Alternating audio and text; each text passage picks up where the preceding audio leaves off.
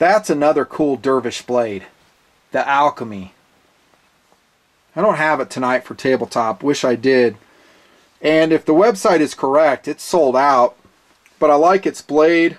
Looks like it would be a great utility design in a semi-custom. Also rocking the CPM 154 steel, which I do love. It weighs 4.8 ounces. It's a flipper design, deep carry. That is the Dervish Knives Alchemy. Very cool. Don't have it for tabletop though. Uh-oh.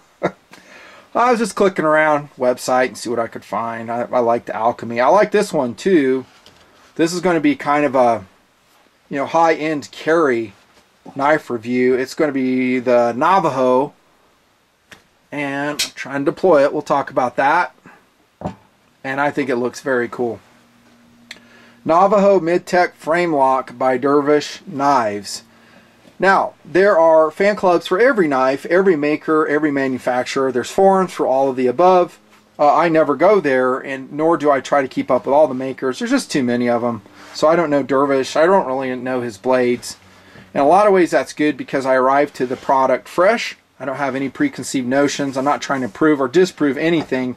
I'm just looking at the blade as it comes to me, and I'll apply my own preferences to it, talking about first and second cool, and that's what this KRV is going to do.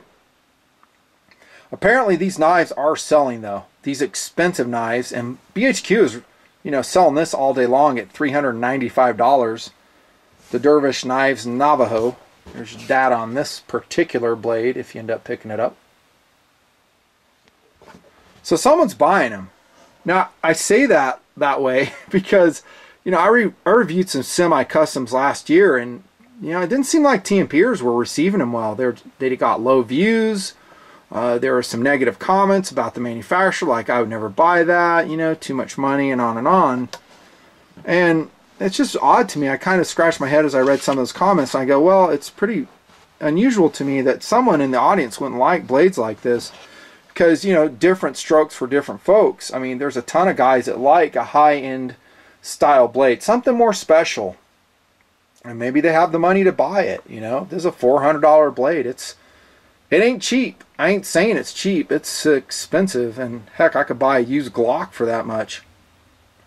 Every time I say that too, I'll get a ton of guys, where do I get that Glock, dude?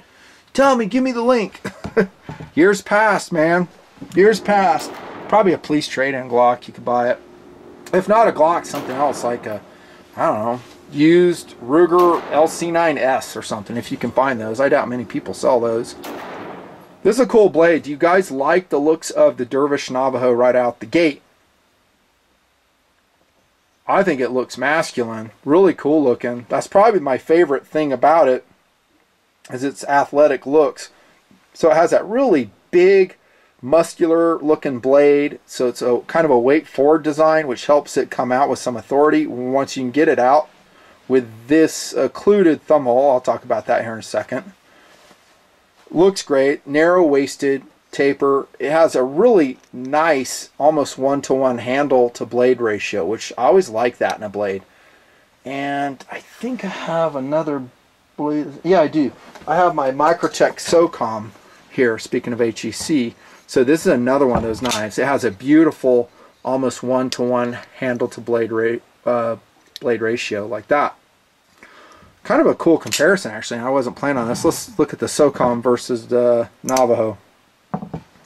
The Socom's a big knife, dudes. I mean, it's a big blade. It's one of my favorite big blades. It also is kind of weight forward, big, thick bar stock. I think this was an S30V 2012 construction. Captured liner lock. There I go again, talking about a Microtech. I like this one though. It's cool. Now, I'm going to cover some downsides right out the gate. Things I don't like about the Dervish Navajo, and I'm really kind of surprised to have them at this price point. One is that it doesn't have a lock bar insert. There's your timing. So it is a titanium frame lock with no lock bar insert that's replaceable. Unless I'm blind, but I just I don't see it. So I'd like to have a hardened replaceable. In fact, it should come with two of them in the package at this price point, honestly. So, you know, if and when the user used it a lot, they could maybe change the timing on it so it's adjustable. That would be super sick, or just replaceable at the very least. And it doesn't have an over travel stop on the lock bar either, like a hinder disc or something like that. So when you open it, you want to like be careful with it, make sure you don't hyperextend that lock bar so you maybe mess up the timing on it. That's kind of a downside. Another one is, I made mention of this, is that it is a Thumbhole design. I do like that because you can put a zip tie in it. Although, like I mentioned in another review, this is really skinny here. It probably would rotate on you because there's really not a lot of metal here for the zip tie to grasp onto. But to me, it's kind of an awkward deployment. It's not a flipper design. We have to kind of get under a very thick titanium and get purchase on it. And for me, it's just not that easy. See? I mean, and I'm a good knife flipper. Maybe my thumb is too fat, but I think I've got large size hands, but they're not like huge. I think probably for the Navajo, the best way it is to do a shake deployment. Here, let's check retention real quick. It's pretty good with a detent. Shake deployment though, maybe that's how you want to bring it out, because that is a big, thick blade, and it's got weight to it, so it comes out with authority. Check the locking while we're here. As expected, it should be superb for a $400 knife, and the centering with a big fat blade is also perfect, so nice job Dervish on that. Checking the jimping, it has it, number one, so A+ for that. And on the top side, it's actually perfect. The jimping is perfect. It's not too sharp, it's not null, it's just right. Looking at the blade, stonewash finish, CPM 154 steel in this one as well. Powder metallurgy steel, all the stuff we've talked about. Good edge holding characteristics, fine grain structure. I really like the stonewashing on it. It's cool.